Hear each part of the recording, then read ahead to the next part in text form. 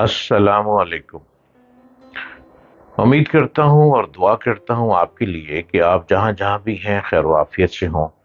اگر آپ کے ارد گرد کوئی بیمار ہے تو سب لوگ میرے ساتھ مل کے اس بیمار کی صحت یابی کی دعا کریں اور اللہ رب العزت بیماروں کو شفائے کاملہ عطا فرمائے۔ اور اگر کوئی بہت دکھی ہے تو میری آواز سنیں، میرا پروگرام دیکھیں، آپ کا دکھ خود بخود ختم ہو جائے گا۔ آپ دیکھ رہے ہیں یوٹیوب چینل ڈاکٹر جلیل اسلم آفیشل۔ لوگوں میں طاقت کی اتنی کمی نہیں جتنی مستقل ارادے کی اکثر لوگوں کے اندر صلاحیتیں صلاحیتیں پوری طرح موجود ہوتی ہیں، مگر ان کا فائدہ وہ صرف اس لیے نہیں اٹھا پاتے کہ وہ استقلال کے ساتھ دیر تک جدوجہد نہیں کر سکتے، یعنی وہ مستقل مزاج نہیں ہو سکتے، وہ اسٹرگل کرنا شاید بھول گئے۔ اور کسی واقعی کامیابی کے لیے لمبی جدوجہد فیصلہ کن طور پر ضروری ہے۔ اگر آپ اپنی کوششوں کا کوئی ٹھوس مفید نتیجہ دیکھنا چاہتے ہیں تو پہلے دن یہ سوچ لیجئے کہ آپ کو لمبی مدت تک انتظار کرنا پڑے گا۔ اگر آپ کے اندر انتظار کی طاقت نہیں ہے تو آپ کو اپنے لیے کسی پائیدار کامیابی کی امید بھی نہیں رکھنی چاہیے۔ زندگی کا راز ایک لفظ میں ہے، جتنا زیادہ انتظار اتنی ہی زیادہ ترقی۔ قومی زندگی کی تعمیر تھوڑے سے وقت میں بھی ہو سکتی ہے، اور اس کے لیے زیادہ مدت بھی چاہیے، زیادہ مدت بھی چاہیے ہوتی ہے۔ اس کا انحصار صرف اس پر ہے کہ آپ کس قسم کی قومیت تعمیر کرنا چاہتے ہیں۔ اگر قوم کے اندر فوری جوش پیدا کرنا مقصود ہے، اگر محض منفی نوعیت کے کسی وقتی ابال کو آپ مقصد سمجھنے کی غلطی میں مبتلا ہیں، اگر عوامی نفسیات کو اپیل کرنے والے نعرے لگا کر تھوڑی دیر کے لیے ایک بھیڑ جمع کر لینے کو آپ کام سمجھتے ہیں، اگر جلسوں کی دھوم کا نام آپ کے نزدیک قوم کی تعمیر ہے، تو اس قسم کی قومی تعمیر اگر اتفاق سے اس کے حالات فراہم ہو گئے ہوں ایک دم ہو سکتی ہے، مگر حقیقت یہ ہے کہ یہ قوم کی تعمیر ہے، زیادہ قیادت کی تعمیر ہے، کیونکہ اس طرح کے شور و شر سے وقتی طور پر کچھ قائدین کو تو ضرور فائدہ ہو جاتا ہے، مگر انسانیت کے اس مجموعی تسلسل کو اس سے کوئی فائدہ نہیں ہوتا جس کو قوم یا ملت کہتے ہیں۔ اس اعتبار سے دیکھیے تو اس قسم کے طریقے گویا ایک قسم کا استحصال ہے، جن سے فائدہ اٹھا کر وقتی طور پر کچھ لوگ اپنی قیادت جما لیتے ہیں۔ یہ سستی لیڈری حاصل کرنے کا ایک کامیاب نسخہ ہے جس کو سطحی قسم کے لوگ نادانی کی بنا پر ذاتی حوصلوں کی تکمیل کے لیے اختیار کرتے ہیں۔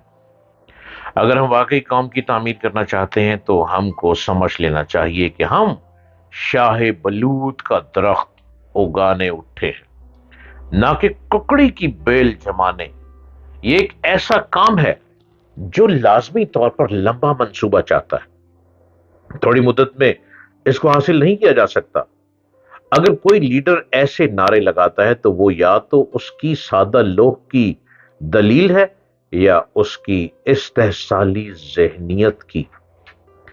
اگر قوم ایسی ہے جو لمبی انتظار کے بغیر اپنی تعمیر و ترقی کا قلعہ بنایا دیکھنا چاہتی ہے، اس کو جان لینا چاہیے کہ ایسے قلعے صرف ذہنوں میں بنتے ہیں، عالم واقع میں نہیں۔ کبھی آپ نے سوچا ہی نہیں ہوگا کہ کبھی آپ اتنی سیر کو نکلے ہی نہیں ہوں گے کہ ہمارے ملک میں ایسے علاقے بھی ہیں جہاں یہ پانی نہیں پہنچتا، جہاں پہ خوراک بہت مشکل ہے، لیکن پھر بھی انسان وہاں پہ زندہ رہ رہا ہے۔ چولستان ضلع بہاولپور اور ضلع بہاول نگر کا صحرائی علاقہ ہے۔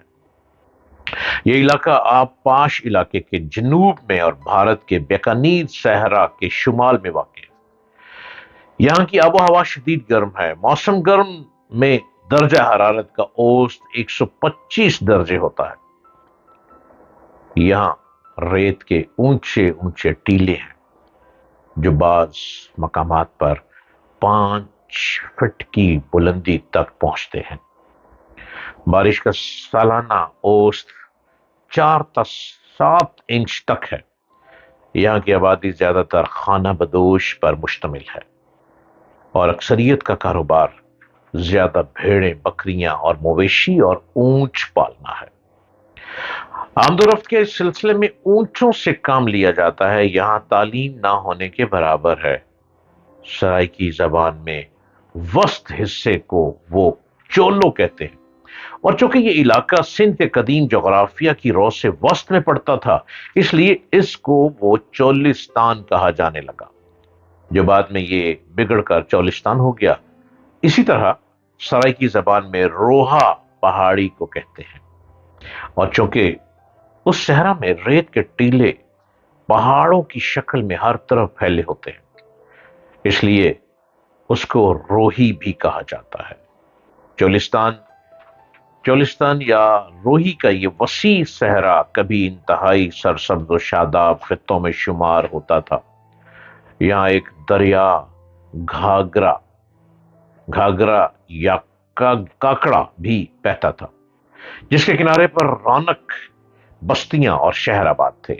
لیکن جب دریائے ہاکڑا نے اپنا رخ تبدیل کر لیا تو یہاں کی آبادیاں ویرانوں میں تبدیل ہو گئیں اور خوشحالی کی جگہ بدحالی نے لے لی۔ ماہرین آثار قدیمہ نے یہاں کی ریت کی تہ بے تہ پرتوں میں چھپے ہوئے ایسے آثار دریافت کیے ہیں جو اس کی قدیم تاریخ پر روشنی ڈالتے ہیں۔ یہ ثابت شدہ حقیقت ہے کہ چولستان کی تہذیب کے ڈانڈے موجوداڑو اور ہڑپا کی تہذیب سے ملے ہوئے ہیں۔ چولستان کو نوسر سبز وادی میں تبدیل کرنے کی خواہش قدرتی ہے، کیونکہ ہزاروں مربع میل پر محیط اتنے بڑے رقبے کو ہمیشہ غیر آباد نہیں رکھا جا سکتا۔ لیکن یہاں تک پانی لانا بھی جوئے شیر لانے سے کم نہیں۔